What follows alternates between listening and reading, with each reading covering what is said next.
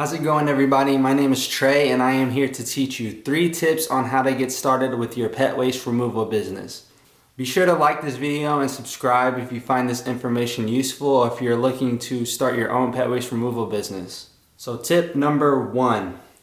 The first tip I would give you is to do your research.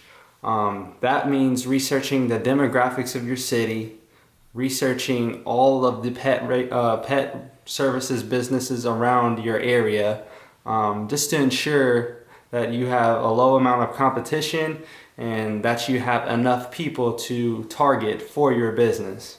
For instance, if you're in a smaller city with only about 10,000 people, this business would be pretty hard to run because it would be hard to find that many dog owners that would be willing to pay for this type of service. This service is a really unique niche type of service.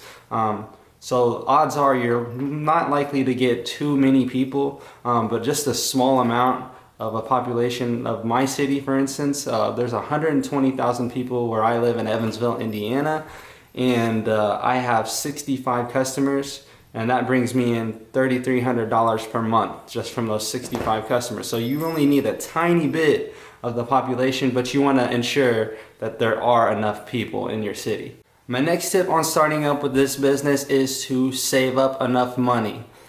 I think when I started, I saved about 3 months of income before I started. And hi there. Zay wants to say hi. That was just to give me a cushion to make it more comfortable for me to get started so I don't have to sit here and worry about the financial aspects. You definitely want to save up enough if you're going to quit your job. You can also do this while you're still working at your other job. It's just a little bit harder to do if you're going to go that route. I like to put 100% focus into what I'm doing. So whenever I decided to do this business, I wanted to do it full time. So that's why I had the money saved up. But if you really want to be comfortable, I would save up about 6 months because you just don't know if you're going to succeed or not. But as long as you stay consistent and you really want it, you can make this happen.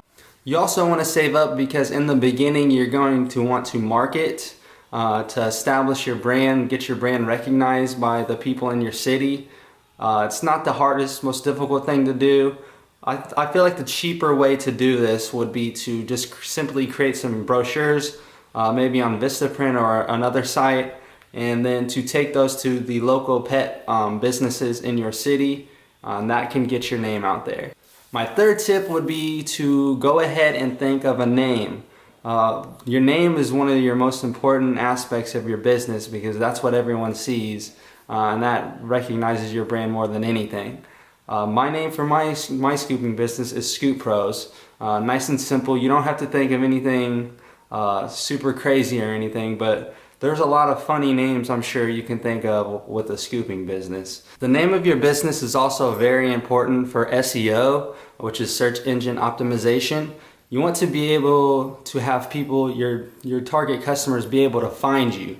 If you have some name that doesn't really relate to the business, it's going to be harder for your website to be found, harder for your name to be found, and you're simply just not going to get as many customers. If you're looking for a more in-depth way of how to start this business, be sure to check out my other 2 videos, how to start your pet waste removal businesses. I will put a link to that below. Okay, everybody, that's all I have for today. I appreciate you watching and have a great day.